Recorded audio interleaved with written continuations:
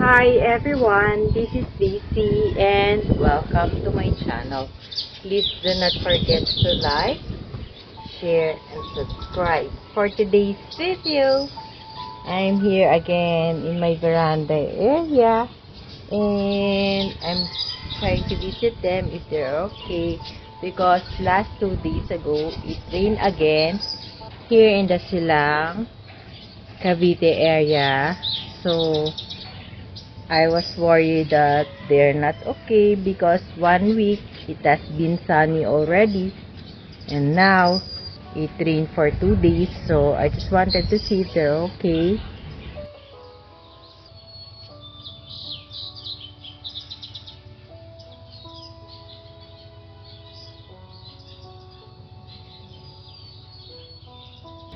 So I guess they're okay, but I think this cactus has a problem and this habit here need to be repotted. So we'll repot it soon. So let's just have a quick glimpse of my succulent here in the veranda area. But actually this is not what I am going to share with you. I am going to share with you my propagation area here in the veranda area. So for the meantime, let's take a look at them first, how pretty they are and how colorful. So let's just take an overview of all my succulents here. Just a quick view lang. So maybe it will take us around 3 minutes to have a glimpse of them.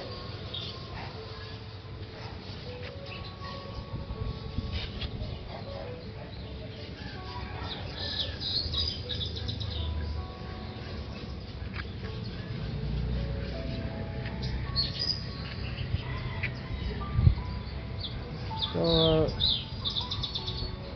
I'll give you an update maybe next week on the following on my succulents here in the veranda area. A closer look, and I'm planning to propagate them already by stem cutting. So for the meantime, let's take a glimpse of it.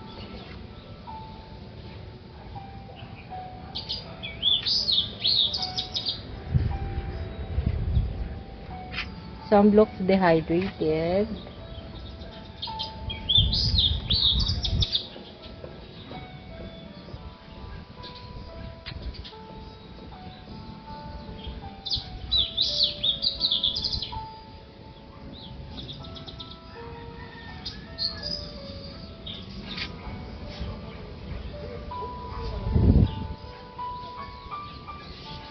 So it's really a quick view. So I hope you can catch up with my video.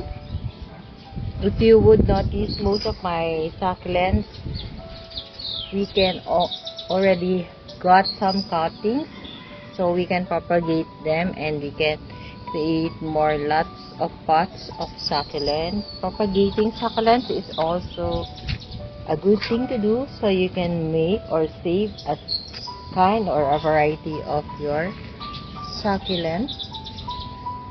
In case the mother plant died, you have a spare one.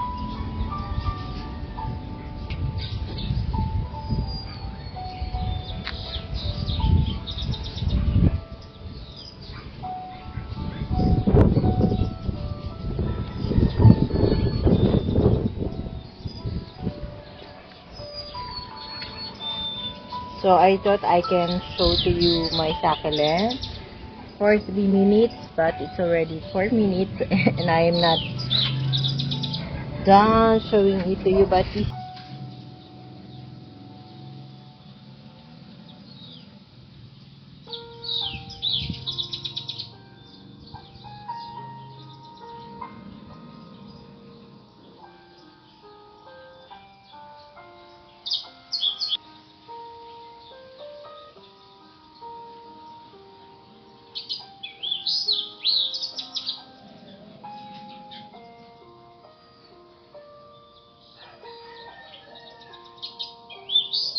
This is the last rack that I'm going to show to you. So, we're almost done having a glimpse of our succulents. So, this is actually my vlog or my topic for today's video. It's my propagation pot here on the veranda area. So, this side, I always not show it to you because I always ignore this spot because it's near the window of the near the window of the house. So there are still some succulents here, just like that. Rosemary.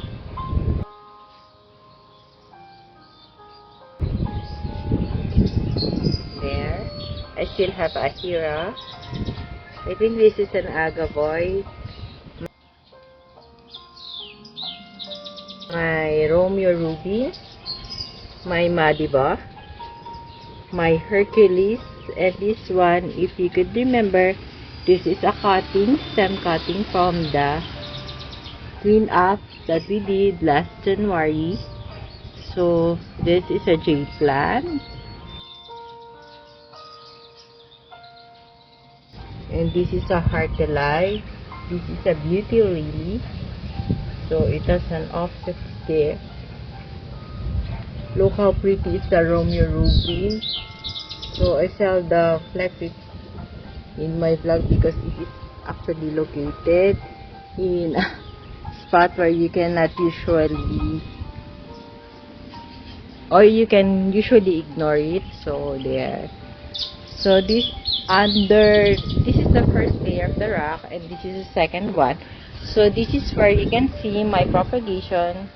These are actually cuttings from the mother plant. So at the back part, I have the Gymnocalisio. They are actually dry because sometimes they are not being wet by the rain.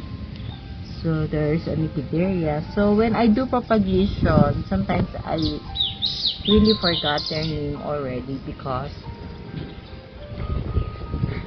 I don't really put a succulent ID. So I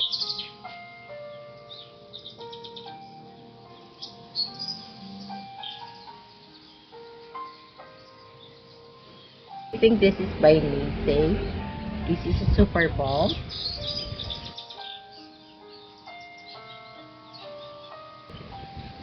This is a blue cloud. This is by Macy, if I'm not mistaken. So there's a millibug on the propagation. I have to spray alcohol on this. And ice green, I think. What happened? Oh no, there's millibugs. I have to cut this one. So even in the propagation rack, there's millibugs. So this is Tomentosa. This one, I forgot the IV. So I usually propagate my succulents to stem cutting to make more of them. And then I use a small pot only. It's 2.75 inch size, 2.75 inches by 2.75 inches. And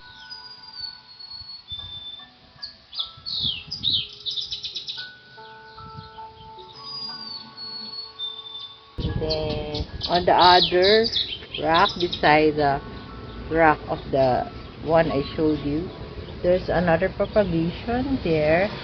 So this is also by Macy. So this succulent is very hard to take care. That's why I put it here. So there are so many right. I haven't cleaned up this pot. Remember, we clean up all the succulents here in the veranda area, but this is a spot where I was not able to clean up. And look how pretty is this. I think this is Mrs. Richard. So look how pretty.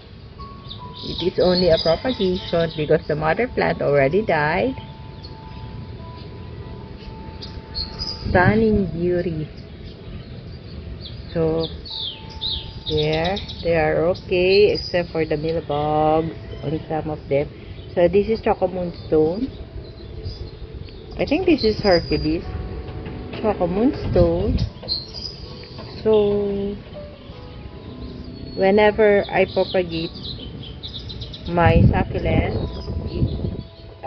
I do stem cutting, leaf propagation, but leaf propagation really takes lots of patience, so that's why sometimes I don't like leaf propagation, but it's okay if you are cleaning up your succulents and you suddenly you take off some of the leaves. It's better to leaf propagate than to throw them.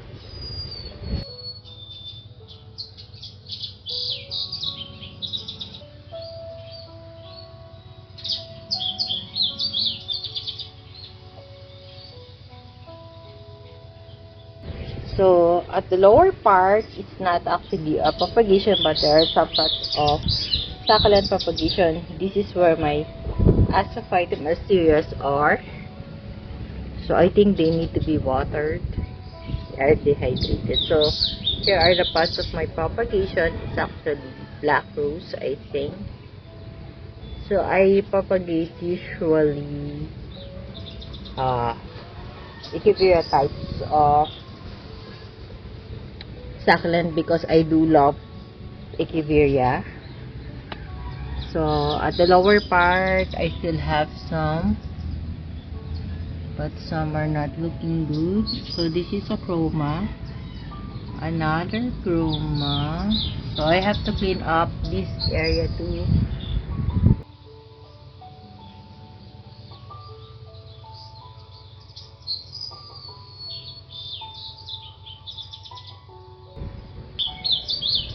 Look at this. Very nice, right? I think it's a variegated blood moon.